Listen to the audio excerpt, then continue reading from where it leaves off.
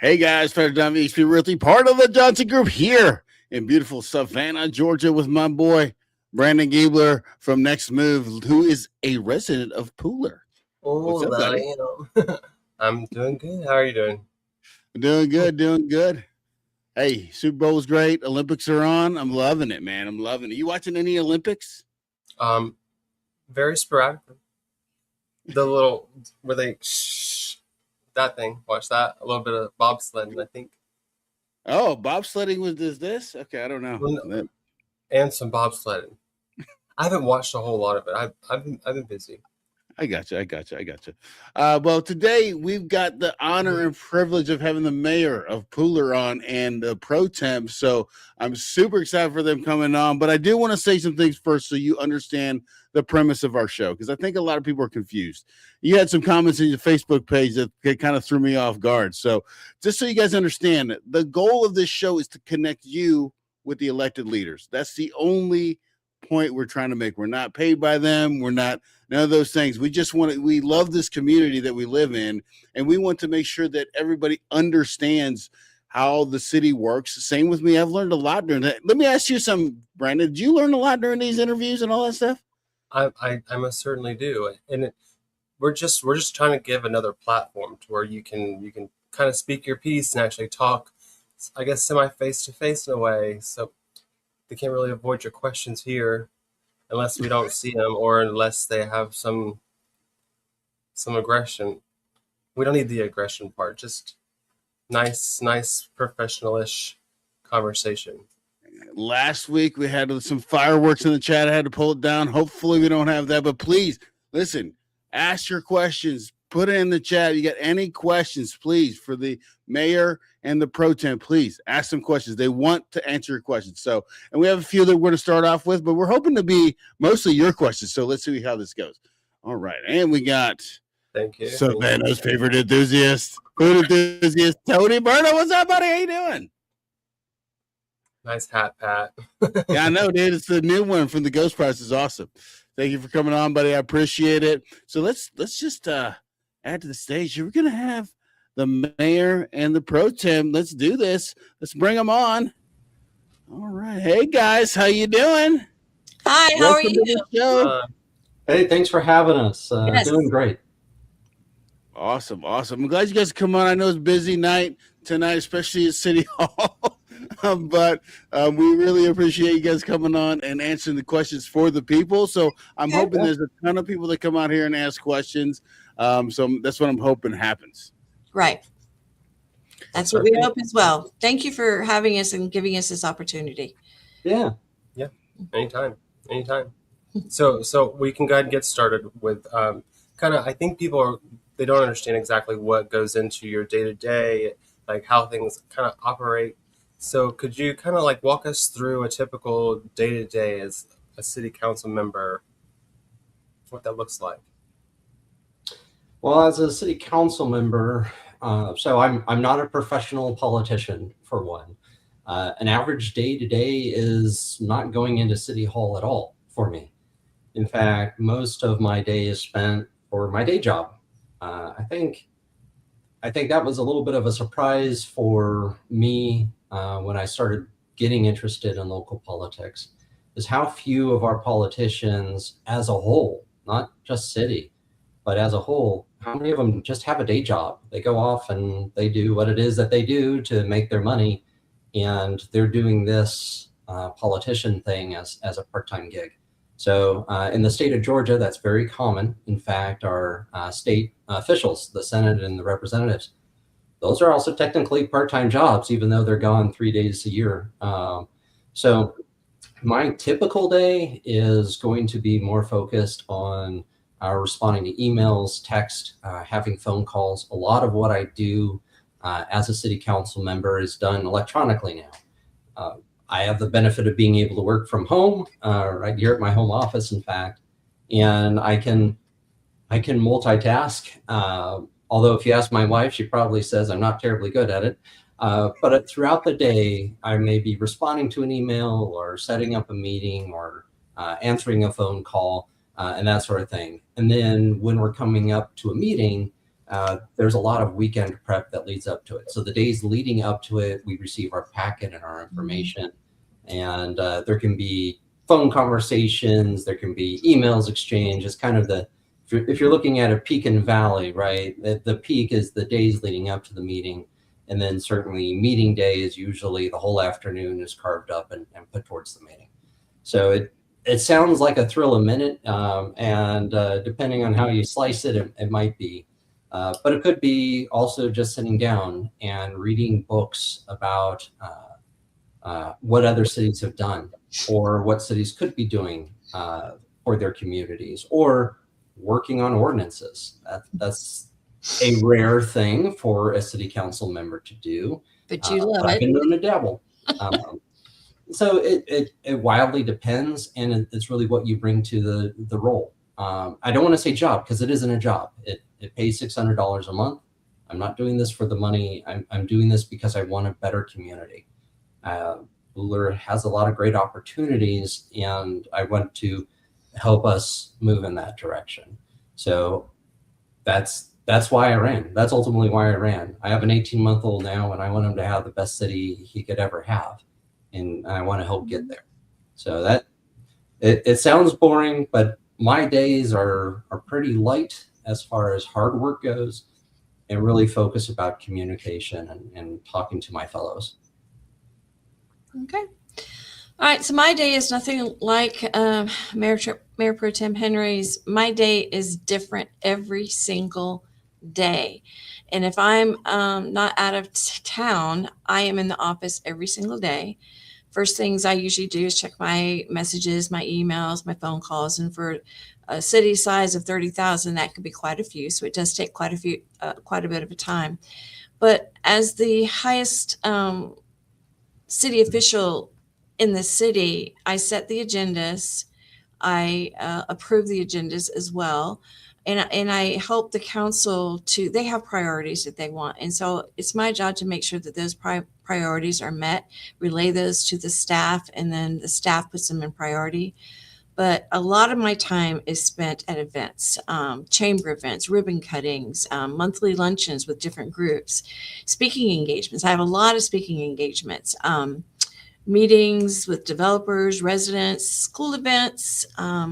And during the legislative session, I'm actually on the GMA Legislative Policy Committee. So twice a week, I'm on Zoom meetings with that committee, because it's important for me to know the updated and the bills that are coming forward with our legislators. And some of those bills I advocate for, and some of them I absolutely advocate against. And so that is very important for me to stay up on those bills. And then I also relay them to city staff, like the one we had today. They specifically said, when you leave, make sure you go to your inspections department and ask them what they think about it and get back with us. So that's an important role that I have. Of course, signing contracts, ordinances, reviewing documents. I do not work outside of this job, because even when I was on council, I wanted to be able to give everything I had. And thanks to my husband, he has provided the opportunity for me. So I also have many weeknight and weekend events that I go to. So I do not have set hours. And as you can see by what I've said, my days are different every day. And I actually like that. And to me, this is my full-time job. This is where God wants me to be. And I just absolutely love it. Awesome. That's good. Okay. Thank you for giving us the rundown of your guys' day. I appreciate that. And I want to catch up in the chats real quick, because I want to thank everybody in the chat for coming on. I really appreciate it. Hit the like, share with your friends, come on next week, all that good stuff. But to say, Savannah's favorite food enthusiast, Tony, says, nice haircut, Brandon. Good job. Jennifer says, Thank you, Emily from CHOP. You're the best. Jennifer says, I just want honesty. Tara says, hey, Karen. Hello, y'all's in the house. Thank you so much for watching. Hello, y'all. My dad says good evening to y'all. Hello, Dad. Deborah 3067 says the meeting at City Hall's tiny room for this huge proposed development on Pine Barrett was a travesty. Okay. And then Tara said, you're doing a great job, Karen. So, all right. Great stuff.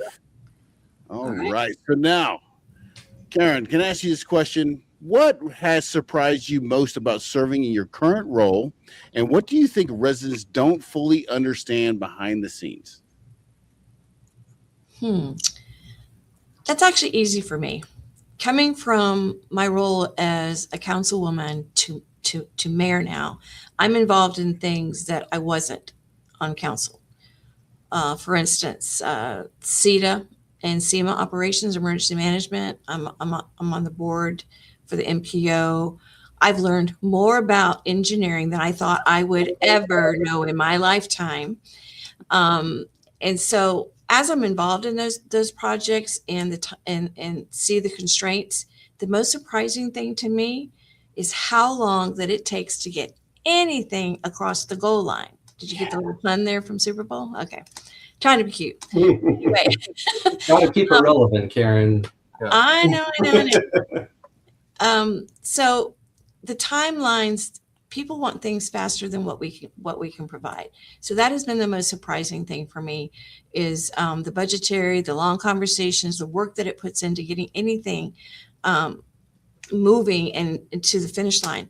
But I work very closely with our city manager, and he keeps me up to date on operations. He makes all the operation decisions, but we do talk about them and ideate over those decisions. And we're constantly trying to balance what is possible today with what we think can be possible in the long term, taking into consideration the budgetary constraints, legal constraints, etc. So if something looks simple when it comes to city council, that means it's taken a lot of hard work already to get it to make it that way. So I hope that answered your question, but my biggest surprise is time. Wow. Yeah.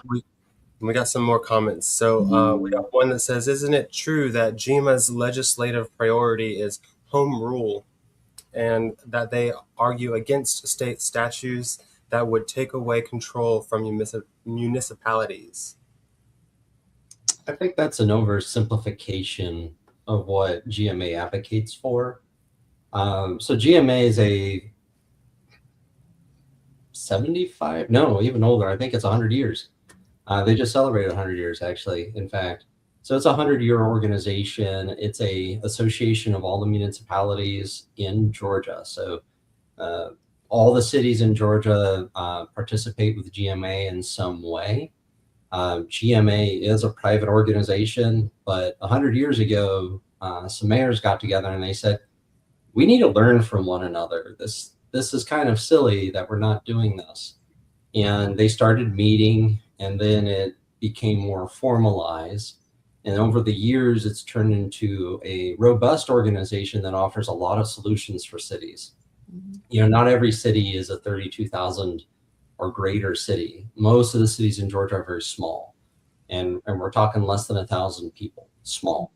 And so they don't have the access to the resources or knowledge, you know, the deep bench, if we're using our sports metaphors, that a bigger city might have. And so GMA has been in there to provide that, either literally through third-party services or figuratively by way of advocating for cities' rights. There's been several actions lately in the state legislature that's been focused on preemption.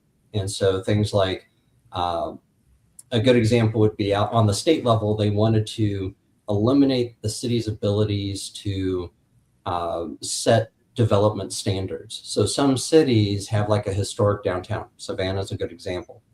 So they have rules, they have ordinances that state that you can or cannot do certain things or paint doors certain colors or do things that would go against the characteristics of that area.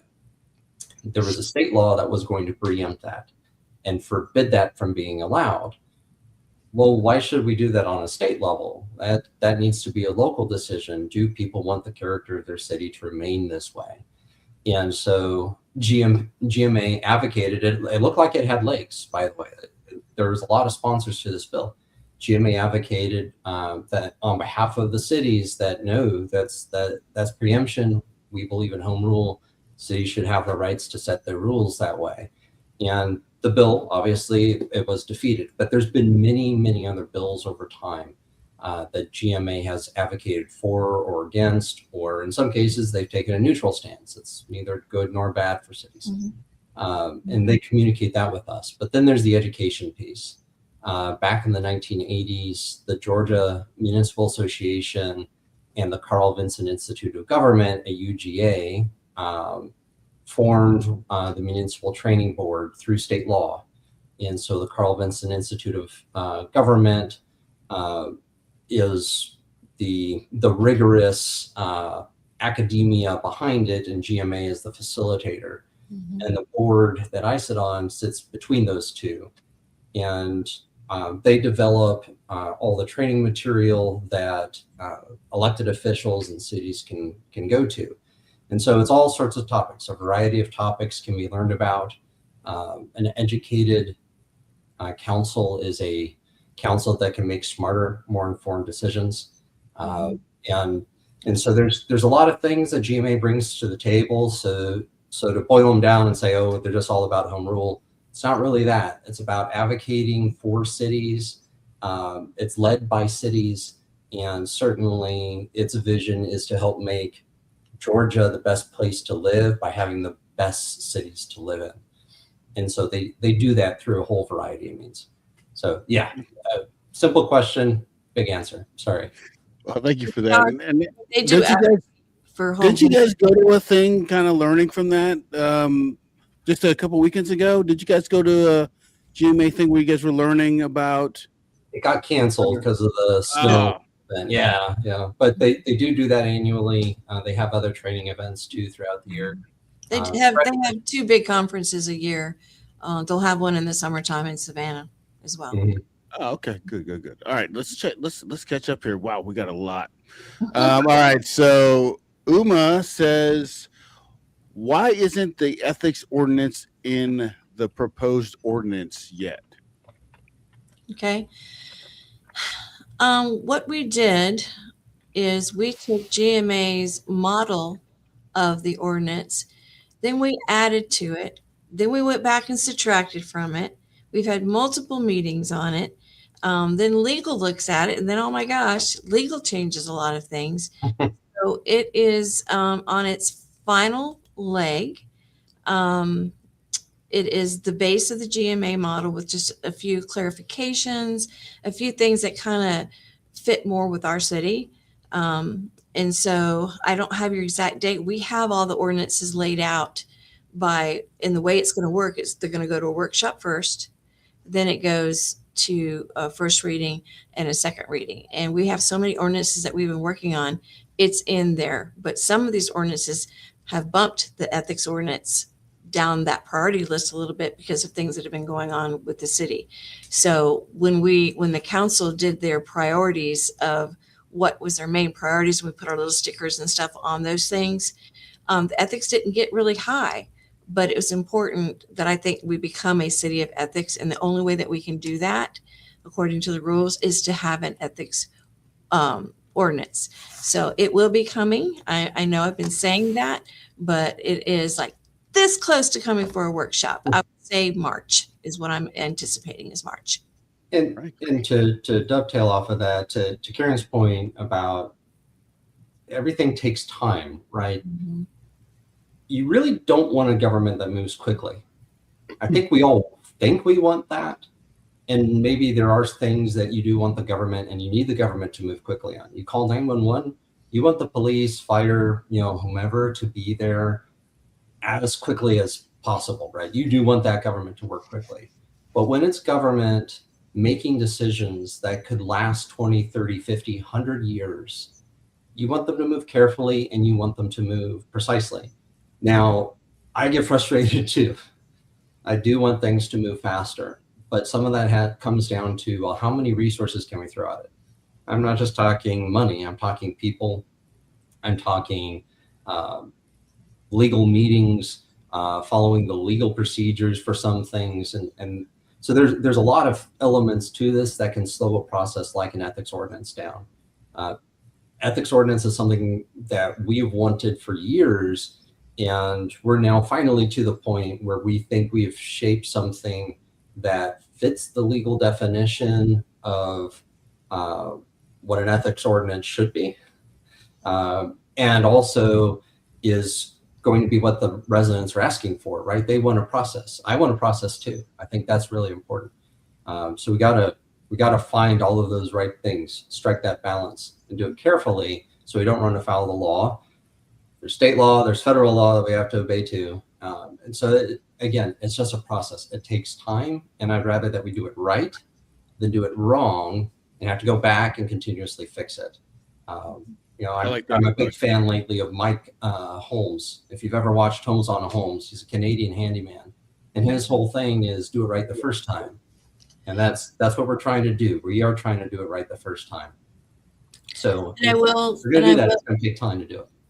and I will say to Miss Uma that the ordinance will be on the website for you to peruse, because I know that you, being a lawyer, that you're interested in looking at that. So it will be on there when we either go for a workshop or otherwise. So I will make sure that one is.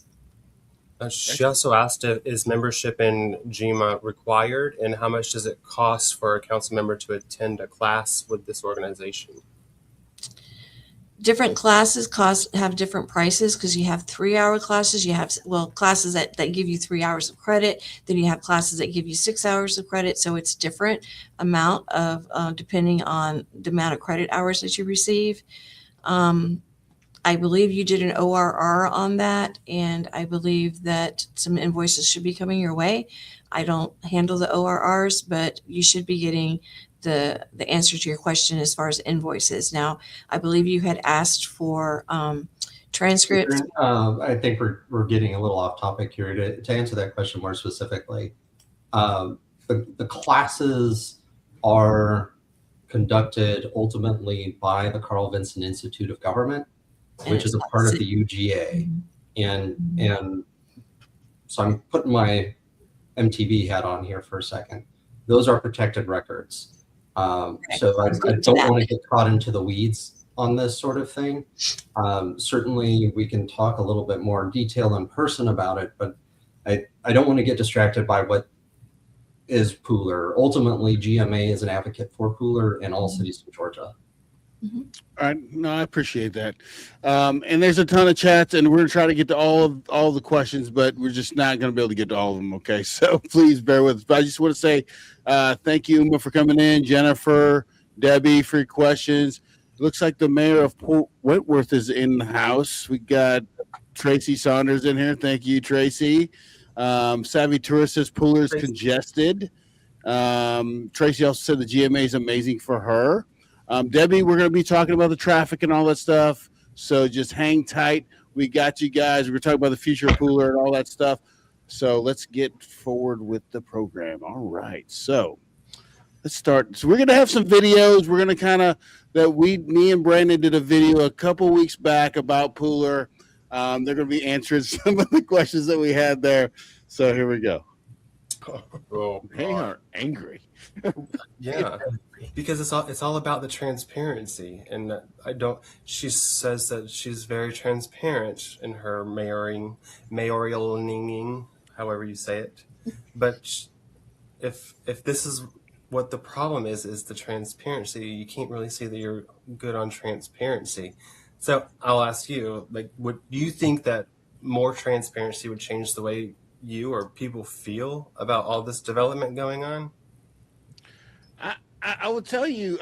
So this is the part that I think that I'm learning, and on my journey, my political journey, if you will, is that you got to show up for these meetings. I mean, I think as citizens, I think we kind of just, and I know everybody's busy, and I think that's why these city councils put these meetings on Facebook. So maybe if you can't even be there, you can still be informed. So is the transparency on us or on them? Like, who is the fault for that? I don't know really how to frame that, because it's there. I watched it. It was super interesting to me. So are they being transparent? I mean, I guess in the way that they're showing these meetings, I guess they are. But we got to show up. You know what I'm saying, Brandon? That's fair. I'm going to answer again. So, I like the new word you've invented. Is that going to be the word of the year? Mayoraling. Yeah, that was a little mayoral. Yeah. Lily. So Aaron, when the residents say the city isn't listening on issues like traffic, flooding, and growth, where do you think the disconnect is? I think some of it is an unfamiliarity of where in the process to even begin, because those are really big things, right? And I'll say that as somebody who, that's why I ran. I ran because I saw some missed opportunities and wanted to try to understand where in the process did I need to start. And I felt very stonewalled and ignored. And I said, okay, well, let's get a part of the process. And now I can understand better, and hopefully I can explain where in the process do people need to go to air these concerns. First off, I'm a Pula resident too. I live in Godley Station. I sit through the same traffic that everybody else does. I jokingly turn to my wife and I pound my fist on the steering wheel and say, someone needs to do something about this. Oh, wait. So here's the truth. Traffic is expensive to solve, and you will never solve traffic. And I know people don't want to hear that.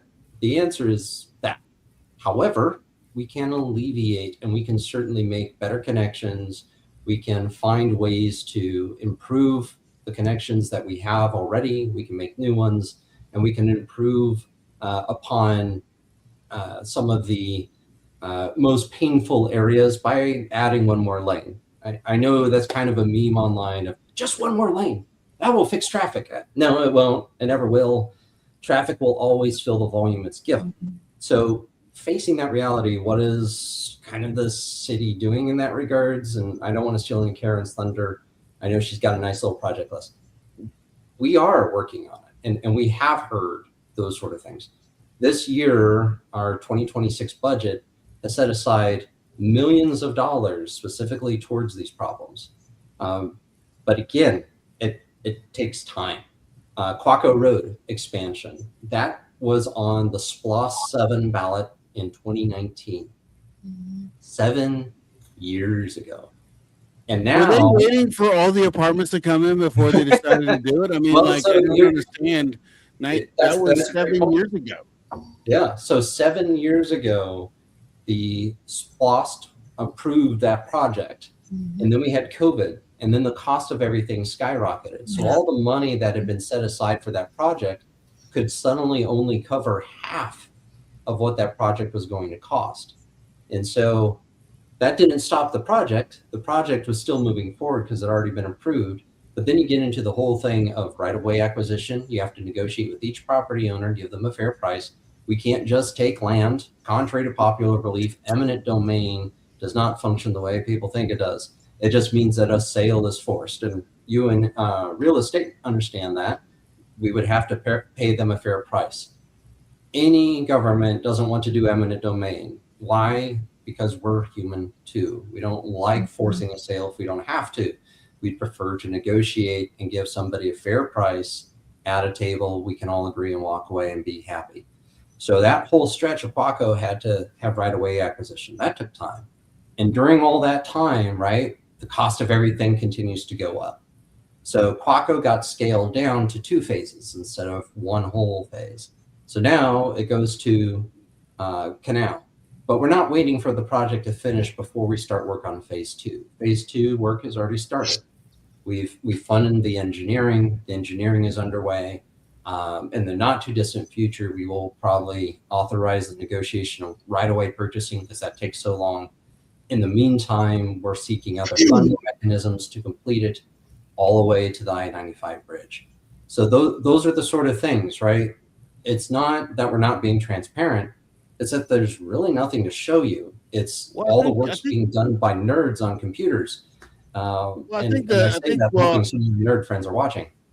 Well, one of the things that I think that citizens are saying here, Jennifer is saying this, and I tend to agree. I mean, okay, so if there was a delay on the widening of Quaco, you're reading why not delay the building of all the apartments that came or all the businesses? Like, why are those going through when we can't facilitate the traffic? I guess that's what they're asking.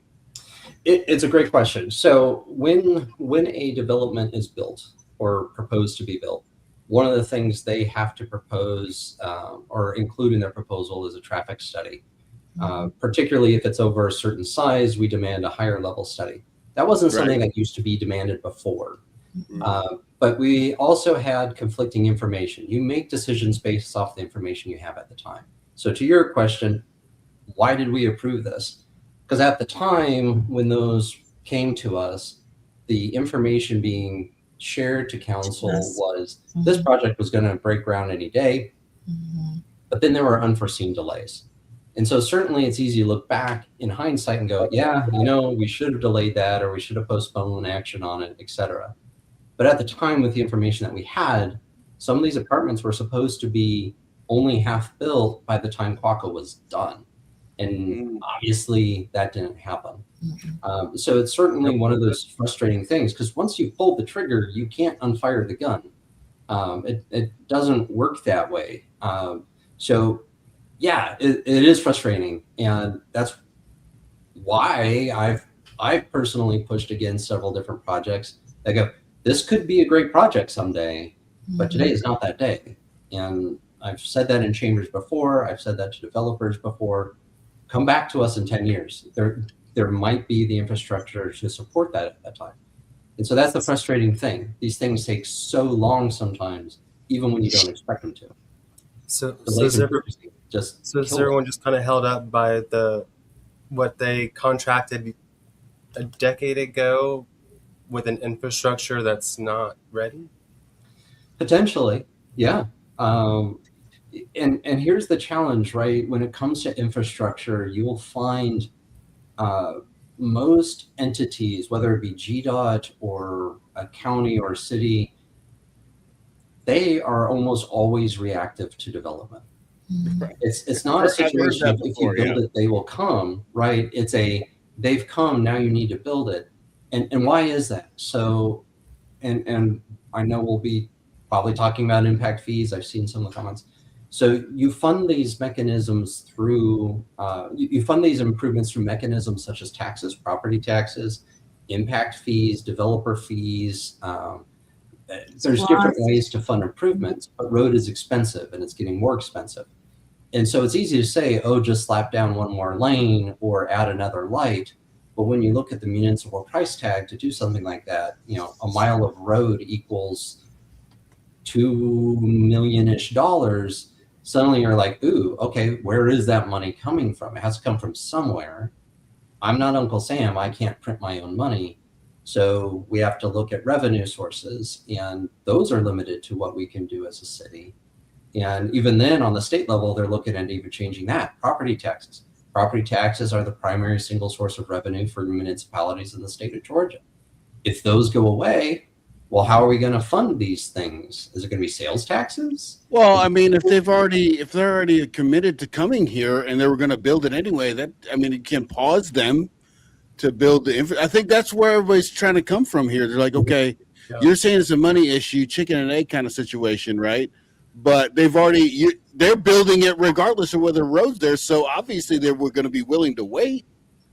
Right. And a lot of times they are, if we know, but other times they're not. They have a deal that's on the line and they're pushing for it, and they have the right to ask, right? At the end of the day, if you want to do something in your yard that requires a public hearing or change your zoning, the city may not want you to rezone your property to industrial. In fact, on its face, it's probably not going to happen.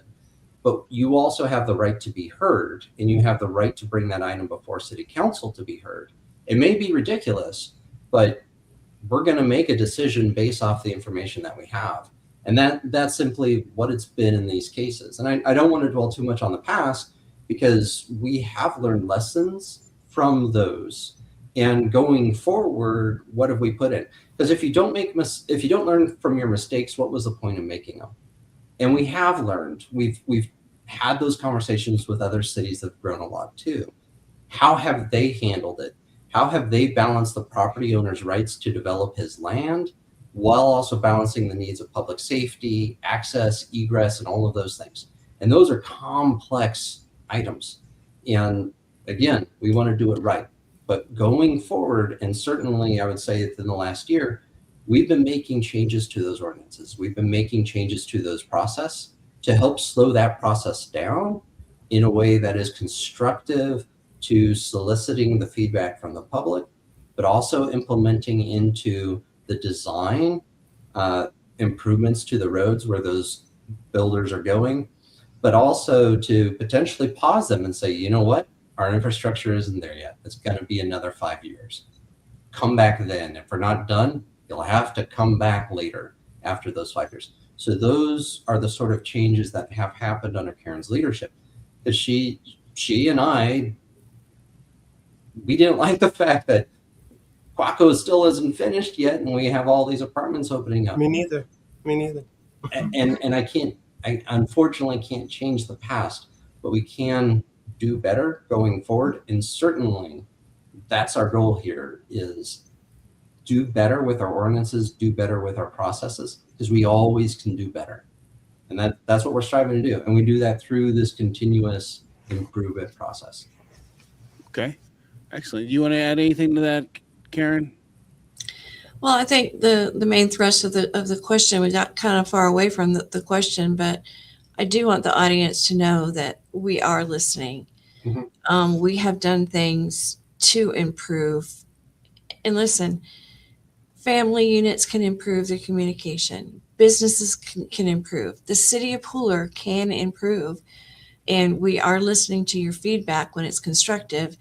And we have made some changes. Like, we have our very first City of Pooler Facebook page. We initialized Pooler Connect. We actually have a what's it called, a capital improvements page on the website, so people can track what those items are. What are our transportation projects? What's the timeline? It gives all that information on there. Oh, So that's on the website? Yes, Mhm. it's all on the website. And Excellent. those are changes that we have made to be even more transparent. So I think a lot of it, if they feel like they're not heard, is the frustration on how long anything is taking. But please know that we are listening, but the answers will not be immediate. Okay. That's fair enough. All right, we're going to go on to the next question. And we see all your questions in the chat that you're talking about down there. If you guys can't see it, they're talking about the meeting that was going on by the Wawa. You got something to say, Brandon? I don't want to cut you off if you had something. Oh no, the Jennifer, she put driving to and from the city hall this evening, the aroma of septic. That's what I want. It just hit me. I smelled something weird earlier. I was like, what is that? Okay. It just caught me off guard.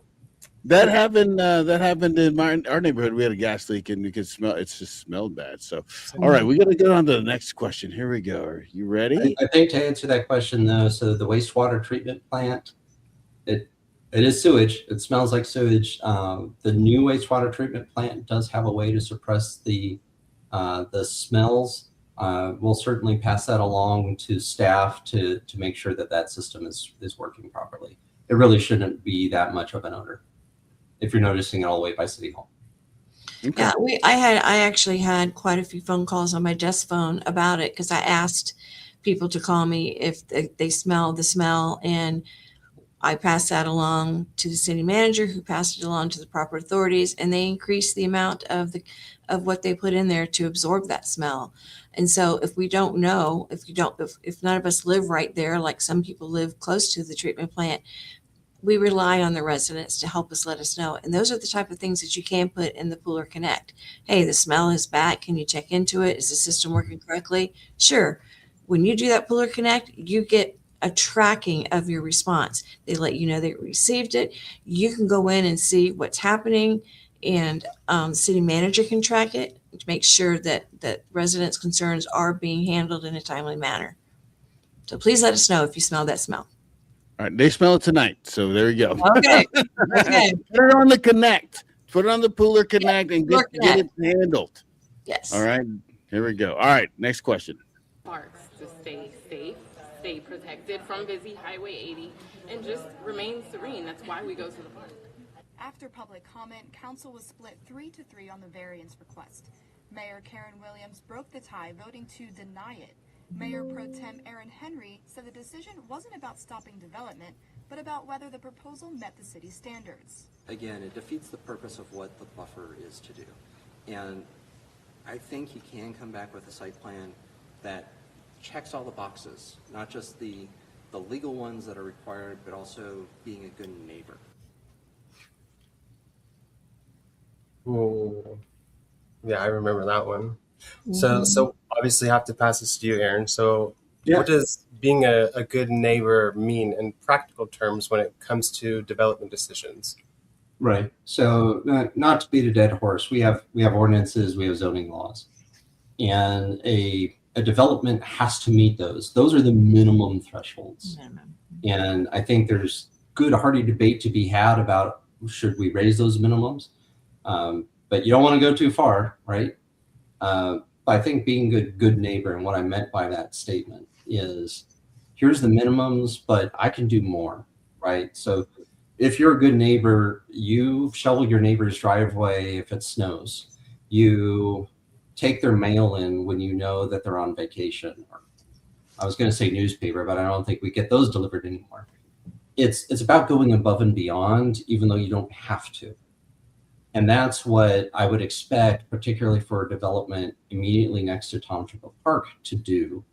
They were kind of asking the opposite. Could they eliminate a buffer entirely? That's not being very neighborly. And that's what I meant by that phrase. And what I expect from developers that are developing in Pooler today is, here's your minimums. We expect this absolutely, keep your house pressure washed, don't leave a junky car out front. But to be a good neighbor takes a willingness to do more. And that's what I'm asking. I can't hold them to it, but I can ask them certainly. That's what the minimums are. The minimums are what I can hold them to legally. And I think what a lot of people didn't understand, and maybe you can answer this, Karen, is, a lot of people think, okay, they were fighting on that variance, right? They're fighting against the developing of that area because they didn't want to lose all those trees. But you can't stop them from doing that, right? Because of why? Well, because it's already zoned commercial, so they could come back with something completely different without any buffers or without any variance requests and still clear cut that land. So that's the one thing I think there's a misunderstanding, that if the zoning is there and it meets the criteria of the zoning, and they're not asking for a variance and they're not asking for a buffer, and they and the use is one of the uses in that zoning type, they can still clear that land and build on it. So it's hard because I know people don't want to see the trees go away, especially in front of a county park, a beautiful park that we have, Tom Triplett Park, thanks to the county. So, and by the way, the county is still planning on putting the amphitheater there, in case anybody wanted to know. But that's a treasure for us. It's in the city limits of Pooler, but it is owned by the county.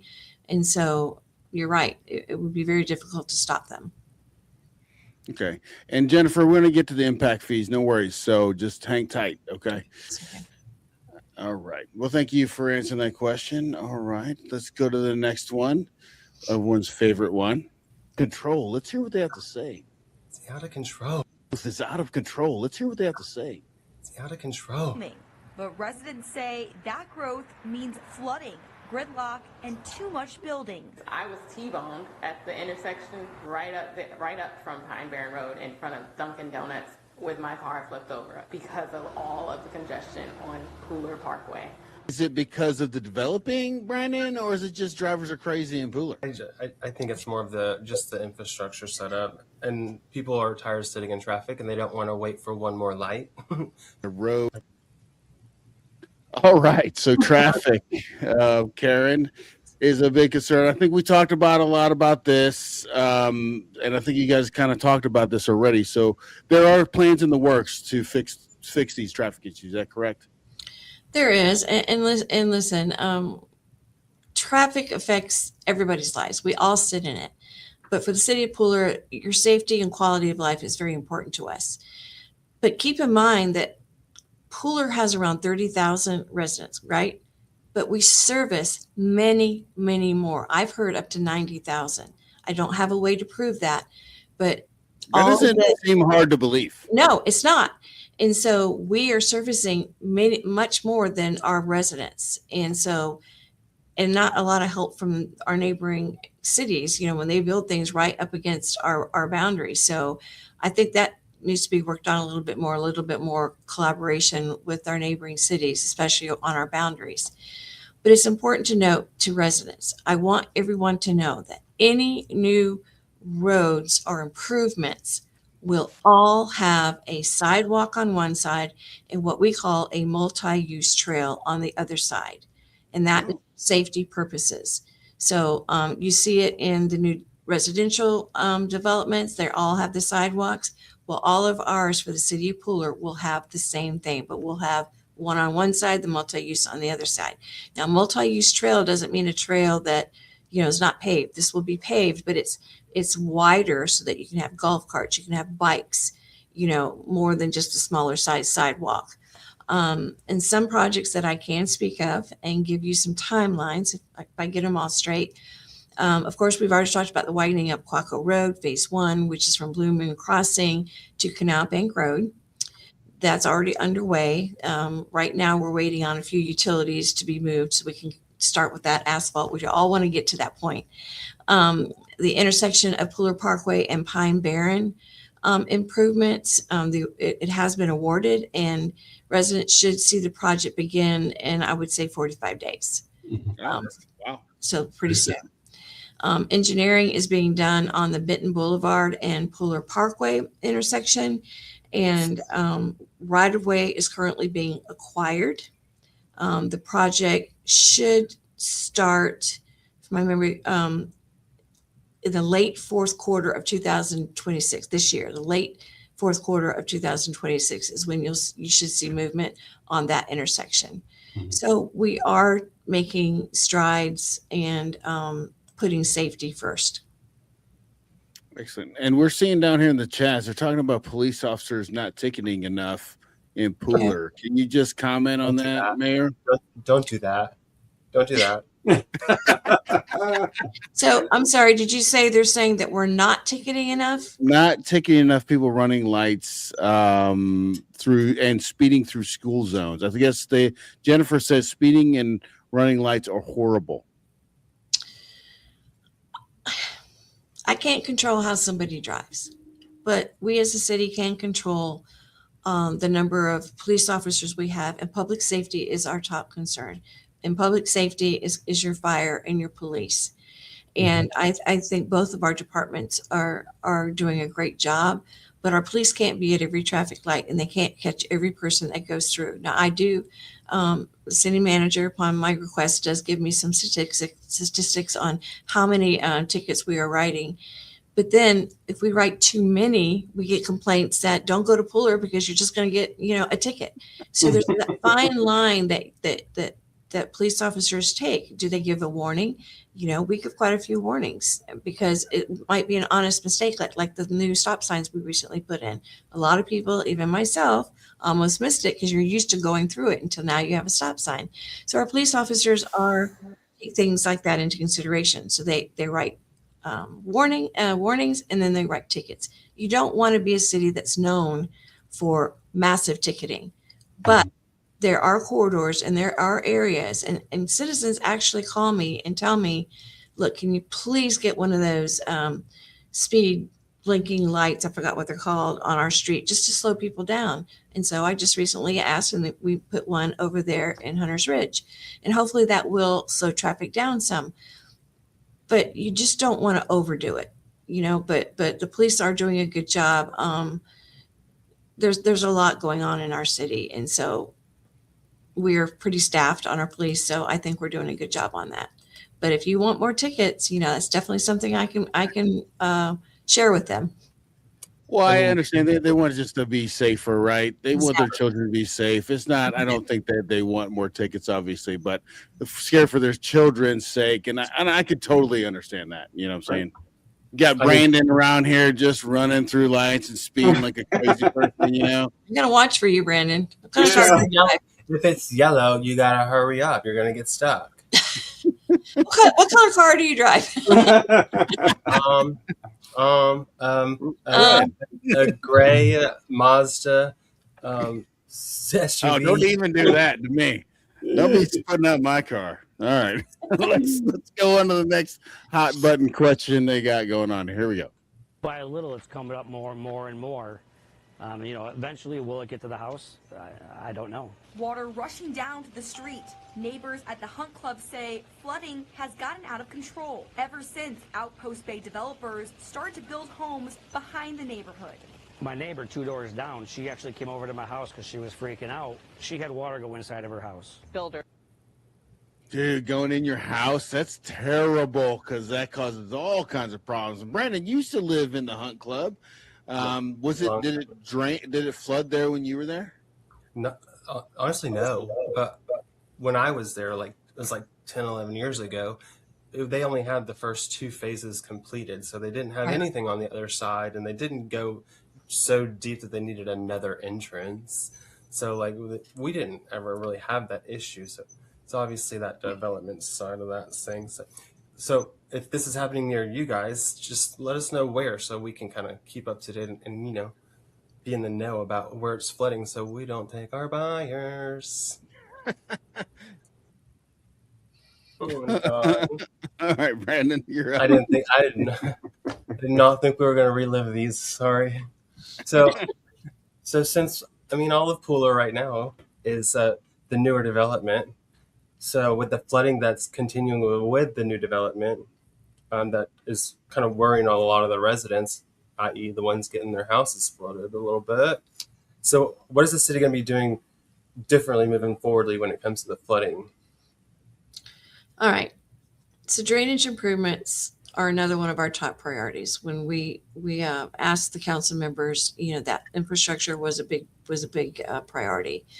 So we allocated $500,000 in the general fund for a scoping study of our 5 drainage basins. We have 5, which will tell us where we need to start to make the most improvement. You don't want to start at the end and doesn't make it, make that this basin worse. So we need that study to tell us where to start. And thanks to the voters in the passage of the SPLOST, we assigned $4 million to start the work from that scoping project. So that's a lot of money, but we need that study to start with. We have also changed another ordinance requiring developers to design their developments for stormwater runoff from a 10-year storm to a 25-year storm. So what that means is they have to now design their development to handle the stormwater runoff for a 25-year storm. And we have most recently sent out letters to some HOAs and privately owned stormwater management systems like shopping centers, hotels, apartments, reminding them of their responsibility that they have to annually maintain their detention ponds and to send proof back to the city of that said work. Because keep in mind, Savannah uses pumps to move their stormwater into the river. Pooler uses gravity with drainage ponds. So if those ponds are not maintained, they cannot hold the stormwater that they were designed to hold. Silt builds up at the bottom of the pond and decreases the amount of runoff that it can then hold.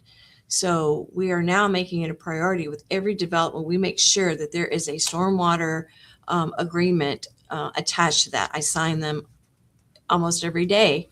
And we are sending out those letters because that has not been done in the past. We have not made that a priority in the past to make sure that these owners of these retention ponds are responsible for their maintenance. And we are starting to get some of that information back. Some of the HOAs are being very good stewards and are doing it annually. Some are not, and some didn't know. So it's important for us to do things like that as well to help with the drainage. And we also recently enhanced our ordinance for freeboard. So all of these things are going to help, but we're going to continue to do better and better. We have work being done in Kelly Street in Old Pooler to help in that area. I mean, we have We did a little ride along Dudley, today. Dudley Station's another spot by going. There's a big spot that on Benton that would just mess you up and all that area. But that's Savannah. That is not Pooler. And what's right next to that area? Think about it. What's right next to that area where it floods? That big detention pond. So what does that tell you? Not being taken care of. Yeah, no, you're right. So maybe it's because maybe Savannah doesn't, because they use pumps. Maybe they're not aware that they need to, that apartment complex is responsible for doing their maintenance on that pond. So these letters are slowly going out, and some people won't be happy about it, but that's how we manage drainage, and we've got to get control of that. Okay. We live in a world of instant gratification. I can hear that. Okay. I'm gonna catch up on the chat here a little bit. Okay. All right. And like I said, thank you guys for hitting us in the chat. Hit the like button, please, too. If you like what we're doing, if you don't like it, then hit the like button anyway. That'd be great. Okay. So Jennifer says, aren't we build Pooler as a tourist destination? And if we can't handle 30 to 90,000 people, how are we going to handle all of that? Then we got, hold on, let me go down here. Yes, Uma, we're going to get to the impact fees, I promise. Uma says, where can we read the study you're talking about? Which study? Detention ponds with the drainage ponds, the drainage studies and all that stuff. Oh, it's underway right now. Yeah, we haven't even started that. We've got the money for the scoping, so that's being in the process. We don't have that yet. Yeah, okay. Unless she's talking about the impact study. That's coming up for a workshop. All right, excellent, great. Well, thank you. We're going to get on to the next question about, are we billing this as a tourist destination? We collect hotel motel taxes. We are obligated by state law to divvy up that money a certain way. Mm-hmm. And right now, the state law that applies to us, the hotel motel tax money goes to a direct marketing organization, or DMO. And that DMO is legally then obligated to spend on advertising for tourism for the city. So there's the legal obligations that have to be done. So that's a great question, but we can't use that money on anything other than what the law says that we can spend it on. Okay. All right. The next one. Here we go. Offices, they keep coming, and neighbors say they're left paying for what comes with them. The property taxes they're being millage rate also is an issue, where all these taxes are being added to us, and you're seeing developers get away with pretty much no fees. All right. So where does Pooler currently stand on developer impact fees and infrastructure contributions? All right, I'll start with this one. It was back in either 2007, late 2007, 2008, thereabouts. There was a study by Tischler Bice. However, for whatever reason, the council chose not to implement them after looking at the study. Look, I wasn't there back then. I'm not going to begin to say why they didn't. That was their decision. Maybe it was the economy at that time back in 2008 where everything was going downhill. I don't know what the reason is, but for whatever reason, they were not implemented. And then it wasn't looked at again until this administration. So starting last year, we dusted off that study, and council approved a new study with the same exact company. This study has to meet the rigorous standards that the state sets, which normally takes 1.5 years. Our study has been expedited. So there are many steps in implementing impact fees besides just the study. You've got ordinances, you've got all kinds of things that you have to do. But if these studies and procedures are not followed, and let's say a person disputes an impact fee, that's too high. Where did you get that number from? The city will lose every single time. That's why it's so important to have that study to back us up, that this is how they got to that amount. And so this administration will go through all the processes if council approves the impact studies. Now, they will There will be a workshop on February 16th, upcoming council workshop. And then council will be briefed by Tischler Bice, the actual company that did the work on the revised study. Now, impact fees are for future businesses and residents. It is not and will not affect current residents or businesses. And this is for any new business coming in to pay an impact fee for things that they are basically impacting. So does that answer your question? Now, that was a lot of information, but Well, I think so. But so is there? I mean, Cooler's not massive, so I mean, I don't know how many more, except for that one spot that's about to go up by Wawa, right? That's going to be another development area, right? Is that what they're shooting for? it depends on council. Okay. So by the time the study's done, I would imagine like a lot of the businesses are already be done building. So the impact fees, unless they plan on tearing, I don't know. I mean, Well, I and mean, it's not your guys to blame. I'm not blaming nobody. I'm just saying, like you said. and nobody wants to put blame on anybody, but Right. there's that saying that it's better late than never. And so, I mean, I think, we're looking at $1 million to $2 million, anywhere in that range a year. That's nothing to laugh at. So better late than never. And, go ahead, Aaron. Yeah, you also have to remember too, there's redevelopment. It's not just new development. So it's not just raw land, it's infills, it's major remodelings, it's tear down and rebuilds.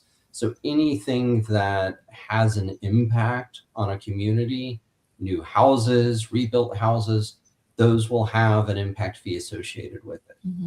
And to the mayor's point, we do have to do it the right way. Since the 2007-2008 study was done, state law has changed. And where there was 1 or 2 hoops the city had to jump through, there's now like 5 or 6.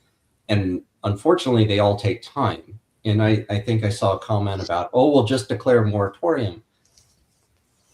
If you thought impact fees have hoops, moratoriums have more hoops. And you have to have a legitimate reason to have a moratorium for a reasonable amount of time, and otherwise what are reasons that are I can pull up the OCGA reference here in a second and tell you, but it's typically due to a pending change of an ordinance. So if you're changing your zoning law and you do It takes a long time. a moratorium for 6 months to give you the time to change those zoning laws, that's considered reasonable. But if you're doing an impact fee study, that's not considered reasonable according to the test.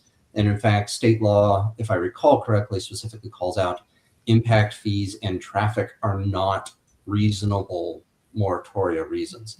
So we have to follow the law in both regards to moratoria as well as impact fees. I pushed for, we had some conversations around moratoriums fairly early on in this term.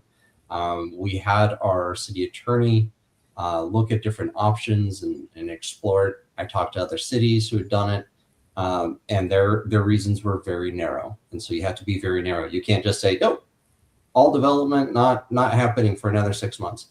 It can't be that broad. It would not survive a challenge. And I don't want to waste the taxpayer dollars having to defend something that I know is not defendable. So I don't like it. I don't like it either. But just because I don't like it doesn't mean that I'm going to flaunt the law. Right. All right. Well, let's catch up in the chat again. So I think the Savvy Tourist says, in according to the impact fees until the study's up, we end up footing the bill. Uma said, is there public allowed to attend these workshops? Absolutely. The workshops are usually held an hour before the council meeting. We've had plenty of workshops, many workshops actually. The only thing is this is because we can't meet, more than quorum. This is really the only time that council can freely talk all at once and really dissect a big item like an ordinance change or or impact fees. So this is when we're either around the table on the second floor or we're up on the dais, and we can talk freely and have staff or the company give us a briefing on it and ask our questions. However, this is not time for public input, but everyone is welcome to come to these workshops. We have reporters come to these workshops. We have just residents come. So yes, you're absolutely free to come to the workshops. That's sweet. And there is an agenda for the workshops too that's on our website, which tells you what we're going to be discussing at the workshop. Oh, fantastic. So you can go to the website, check it out before you go on there, and boom. And the Right. times of you said it's right before the city council meetings? Yes, they're usually at 5:00. Now, I know the city manager told me today that he might make the one on the city impacts at 4:30, but I think it's still 5:00. He's just, worried that we're going to have a lot of questions from council, but, we'll get through it. And just a slight correction on the date, Madam Mayor, Was it the 16th? because it's the President's Day. Oh, Our 17th. meeting is Tuesday the 17th. 17th. Mhm. Thank you. Thank you. I appreciate you guys just giving us that input. Okay. All right. Here we go. Next question. This is the last of the scripted questions that we have. Here we go. Should areas near parks and green space be off limits to commercial developments? 100%. I mean, we have literally, that's like the park for the area. We don't have all the hiking trails and the parks and the public pools and stuff like that people, I guess more northerners are used to. Like, this is the one park we have, and you're gonna ruin it. It's disheartening, because it's like the one place you can kind of go and be in nature and get some fresh air with the trees that are remaining. So, I mean, I'll put it out to you guys. If protecting the parks matter to you, hit that share button, baby. So more Pooler residents can see this and get involved, so we don't lose the one and only park we have. All right, Brandon. I mean, it really is like the only park we have. So, Are you talking about Tom Triplett? Yes. Okay. But like Pooler, how does Pooler planning on like the parks and the trees and the open spaces as we grow? Are they going to go away? All right, the way I'd answer that is there's no question the importance of green space in our tree canopy. It affects our mental, our physical health, as well as providing a habitat for the animal kingdom, basically. So for the first time ever, the city allocated $250,000 in our budget just to put toward a green space account, if you want to say so, knowing that $250,000 is not going to buy a piece of land, but it's a start, and we can work on that. And we have made a lot of changes to our ordinances to require more open space in the developments, increase buffers, requiring the planting of native trees so that they have a better chance of survival. We've added violations for damaging any city trees. And then continuing the Plant a Tree for Free event that I initiated on my first year as a councilwoman. Since that first year, we have distributed 1,900 trees to residents for free. And on a yearly basis, we work with the Savannah Tree Foundation because they always have trees and tree events, and we're actually working on the one for this year already. However, all of us realize that these events nowhere near take the place of when clear cutting happens for a development, right? And a lot of them, yes, are pine trees, but they're still provide a healthy environment for us. So just today, our planning and zoning, because I was a little late, but I went to the meeting. There was an ordinance amendment to the definition of our tree fund and what we can use that for. They looked at it and they recommended approval. And what this amendment will do is it changes the definition of what we can use the tree fund for, because we have $2 or $3 million in there. And if it passes council on first and second reading, then we will be able to use that money to purchase an area and keep it as green space. Maybe make a walking trail Nice. out of it. And that's huge for our city. That's Yeah. what people have been asking for. But keep in mind, people, this thing about more green space, it started about a year and a half ago where it really became important and it really became vocal. Our budget had already been set by then. But this year we set our budget and we did put money into it. We are looking at buying property if council approves this ordinance change. So those are big things that we're doing. And that will come on the February 17th City Council meeting as a first reading. And so I also want to point out that the city of Pooler owns around a little more than 200 acres of parks, and 30% of Pooler is wetlands. So the city's going to continue to actively work to preserve those green spaces. And it, because we listened, know that if you look back at everything I've just told you, none of that had happened in the past. None of that. So these are things we have done. So yes, we are listening and we are moving toward preserving some of those green spaces. Excellent. Excellent. All right. So we had some Facebook questions. Well, more comments than questions. We had a lot of comments, but we did have some questions. So Brandon's going to go through them because this came from his Facebook post on which one was it? Things going on in Pooler one? I think it was the Pooler issues or something. There's like 3 of them. There's a lot of them. There's a lot of them. Yeah. But it was a lot more commentary than it was questions, which we feel you, but we needed questions to ask. So here we are. Yeah, here we go. So this is from Debbie Powers. She's more so concerned about the hydrogen fuel facility that took place and kind of how that went about and how the public's input was handled for that facility approval and what the safeguards are in place to ensure transparency and environmental responsibilities going forward with it. Yeah, I can answer that one. So there was a public information meeting which a fair amount of people attended, put on by the developer who put this in. But I kind of also want to talk the scope and scale of this. This is roughly equivalent to a gas station, what we would think of a gas station today. They are not actively producing hydrogen on the site.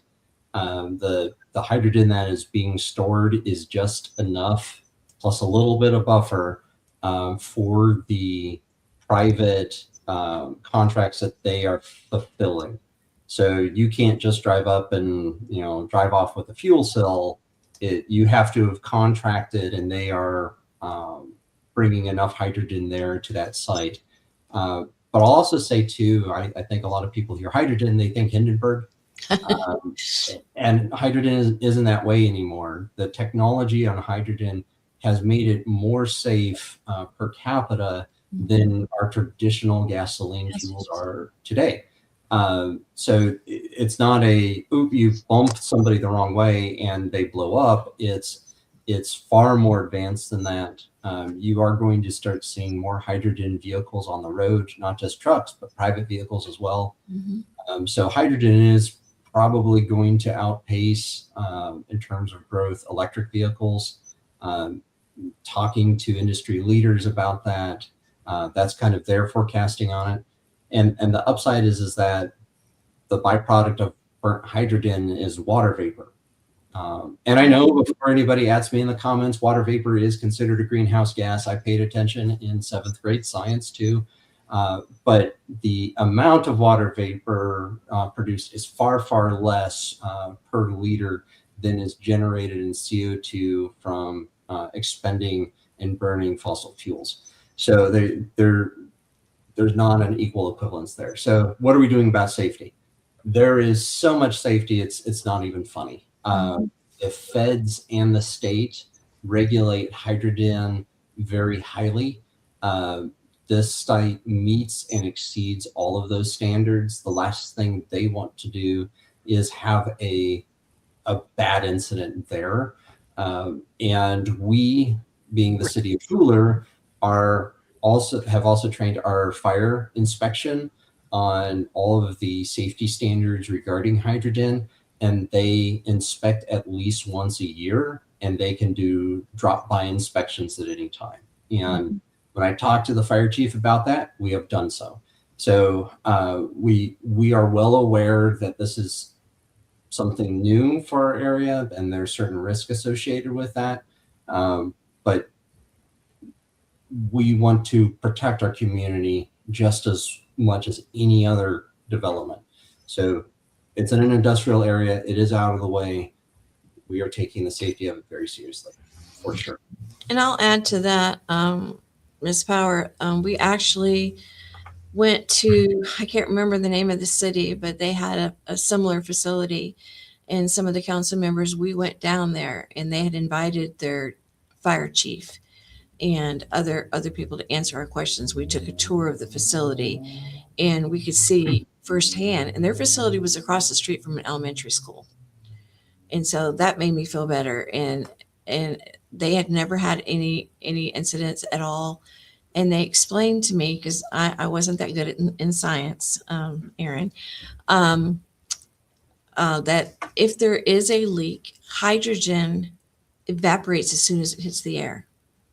So if something did cause something to catch on fire, it would be what caused the fire, not the hydrogen. The hydrogen, when it comes out, it just dissipates, because I don't know how many times they told us lighter than air.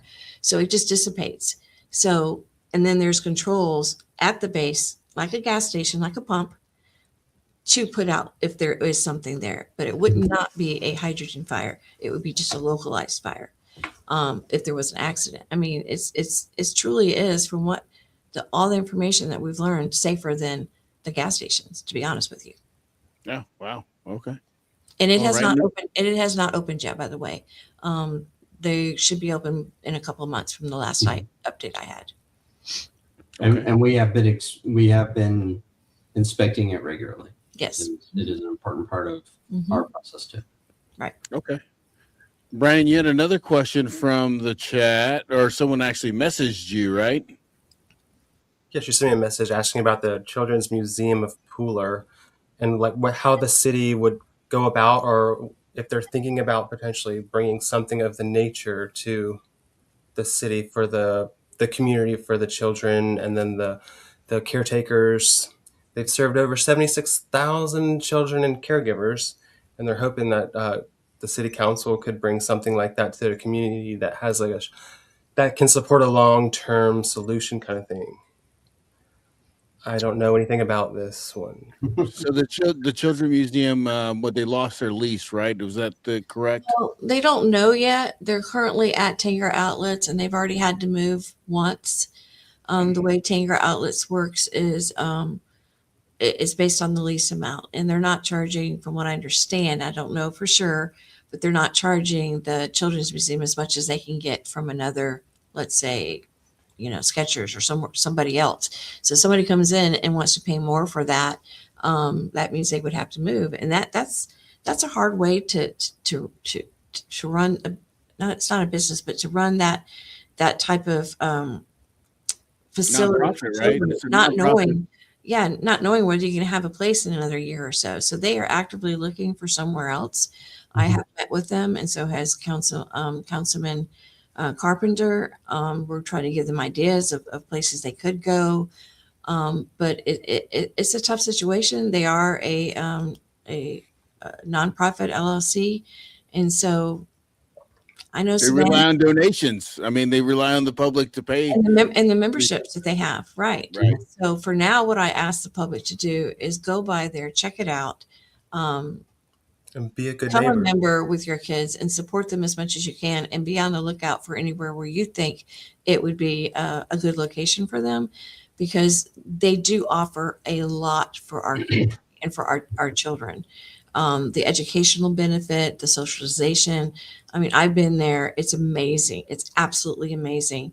And so I just ask the public to help us as well, but we're doing our best to help them as well. That's good. That's good.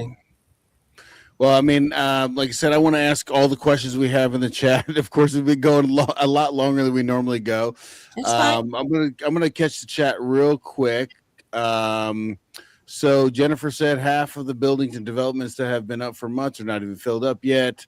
They haven't been able to rent it out or anything. I think that, what is it, all the warehouses and stuff they're talking about along 80. One thing I want to say, Amanda, which I think I messed up and misspoke here when you mentioned Tom Triplet Development, you said they can build with no buffer and there's nothing we can do. I didn't mean to say that. What I meant to say is that they can develop that land because it's zoned for commercial, Right. and there's nothing we can do about that. So that's what I meant in that regard. I do want to respond to the one comment, because I've heard this comment over and over. There is a warehouse on US Highway 80 on the after I-95, Mhm. past Across the City and state. all that on the same side. It sat empty because we made them sit empty. They could not lease, they could not do anything, because one of the conditions of approving that warehouse years ago was that they had to put a light in there because we knew the traffic. And they had to get the study, they had to get it from GDOT. Of course, that was delay upon delay upon delay, and they kept asking us to take that condition off. And we held firm and we said, no, I'm sorry. You knew the condition. You've got to get that clearance. And then they said, well, we've got the clearance. Now can we get our CO? We held strong. We said, no, you are not getting a CO until that light is in.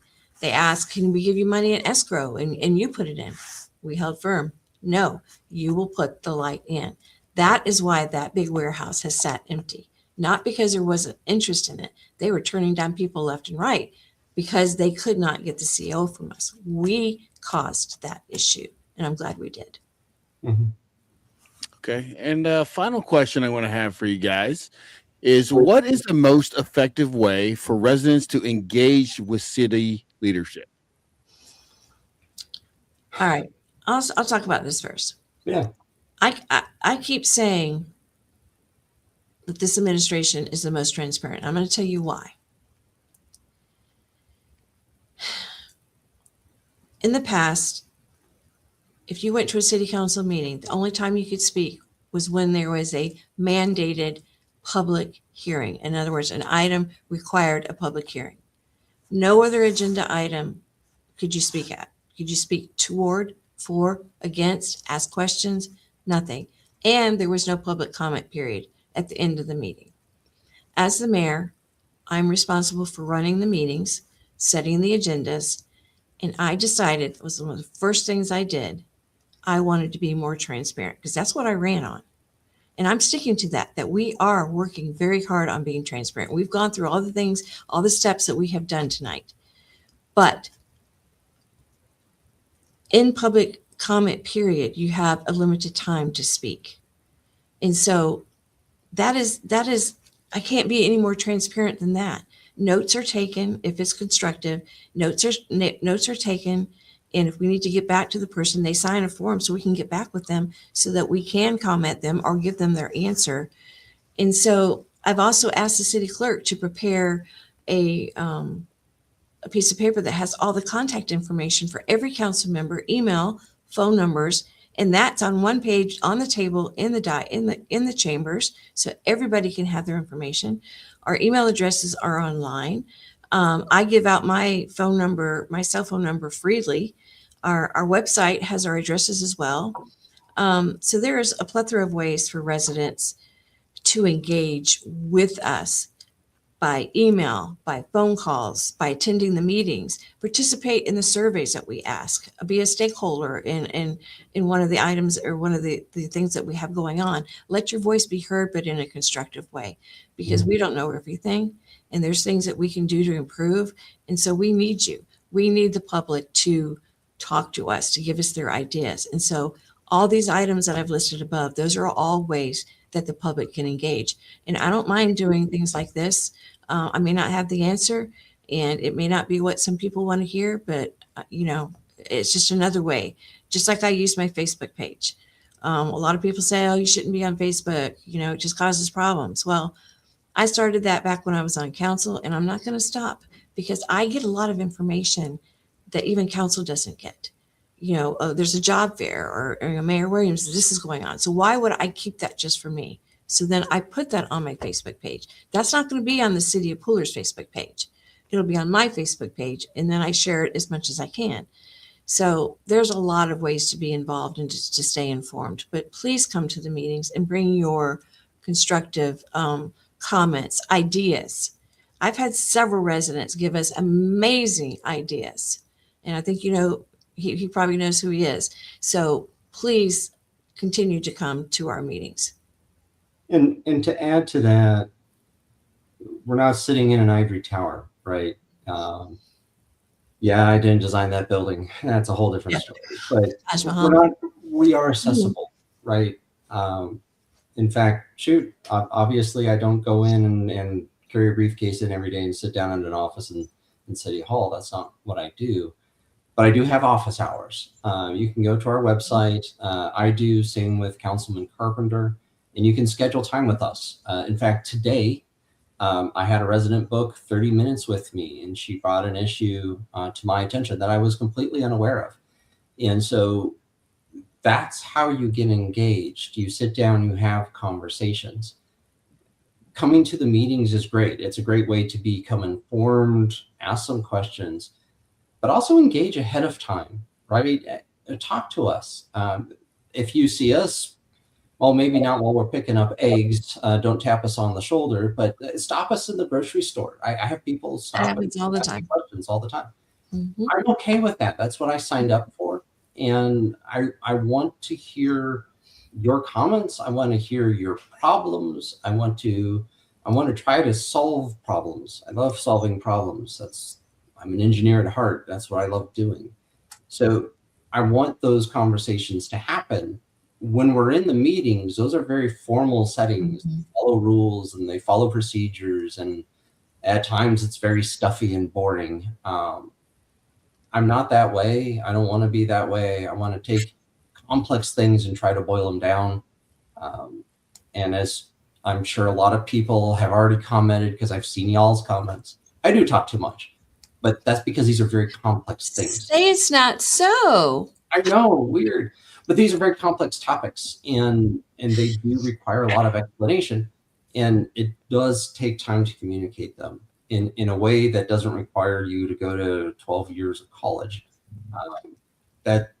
And we don't expect you to do that, right? I am here to represent you. That is representative government.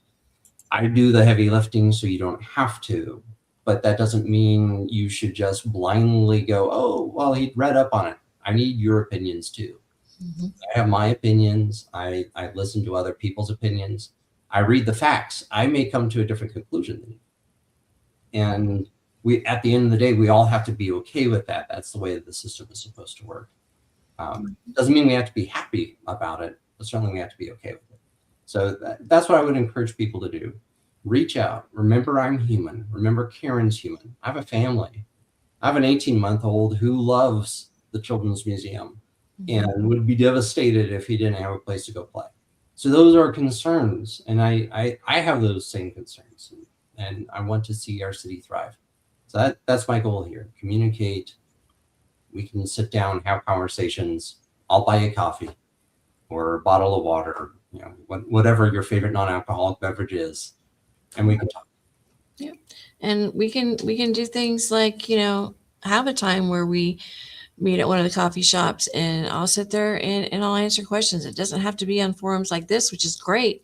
But not all the questions are being asked, because of time constraints. You see, I'm still in my office because I had nowhere to go at my the 13-year-old that's there. That every 13-year-old in the block is always at my house, so I knew I had nowhere to go that would be quiet. So, but I'm happy to do those things. I think some cities call them, mayor coffee with the mayor.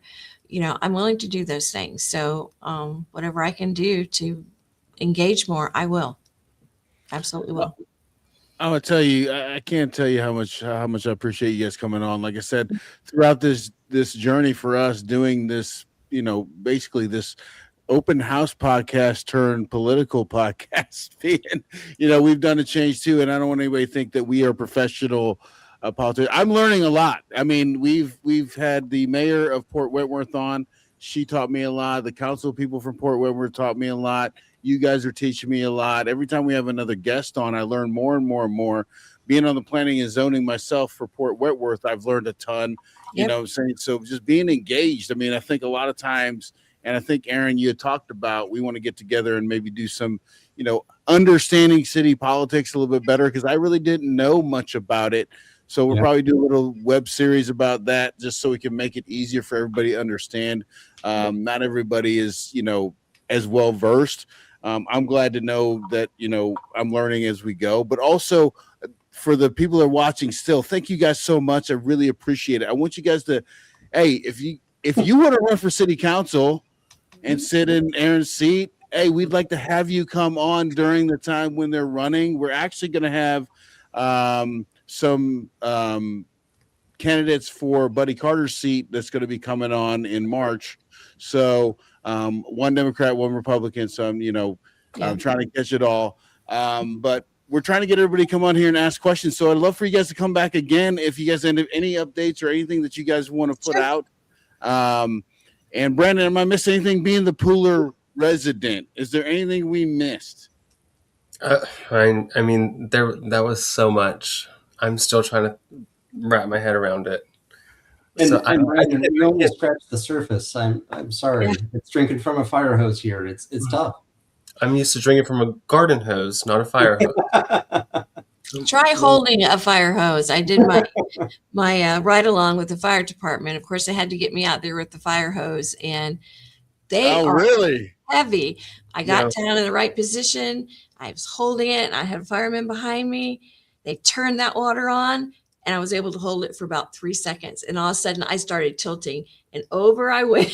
Oh my god! It's because my back leg wasn't set right. My back foot was not set right. So, oh man, I wish they had corrected that beforehand, but I think they wanted to see me fall. They have it on. Yeah. Power stands. You're gonna have that power stand. Tracy said, "Excellent show, y'all. Good job." Actually, that reminds me, Karen, if you could give me 2 people that you would suggest would be good guests for our show, who would you suggest? What are you talking political, or are you talking just in general? In general. In general. Ooh, that's a good one. I would say residents need. I'm trying to get the Richmond Hill mayor on, but there seems to be some conflict. So I need some help. I'll talk to Christy for you. I know Christy very well. Please. I would think our chamber director. I think there's a lot of misconceptions there, what a chamber does and things like that. I think that would be a good one. Just like we're trying to teach people about governance, but they also need to know that other part of where that hotel motel tax goes to and what they do with it. So I think that would be an excellent source. Aaron, do you have one? I was going to suggest chamber, but maybe the if we're staying in the vein of politics, the West Chatham County Commissioners. Have them come on as a group. I think that would be useful.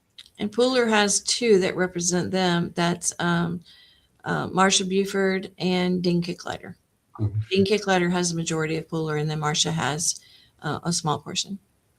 All right, well, if you guys could do me a favor, help me out and get them a hold of me. That'd be great. But I do want to show one more thing. So if you guys are watching, thank you again. Next week, we're going to have Ben Blackwell from the Rankin City Council. So if you want to talk to him, then we're going to have, imagine if your appliances exploded on Christmas Eve. We're going to have Lucy, who said Georgia Power said they were going to help her out. And then after the holidays, they said no, denied. So, whoa, come and see that one. On March 2nd, we got Mark Stevens from the city council member in Port Wentworth. And on March 9th, we're going to be doing market. It is the market SIP after all. So we're going to have the market stats for the air with Megan Kalzowski. So I really appreciate you guys coming on. I really appreciate everybody watching. Everybody in the comments, amazing. Uma, Jessica, Tony, Amanda, Savvy Tourist. Who else in here? Deborah. Everybody, Mr. B. KF Mo, whoever you are, thank you all for coming on. I really appreciate it, and I'll talk to you guys soon. Bye. Thank you so much. Thank you for having us. Thank you. Yeah. Bye.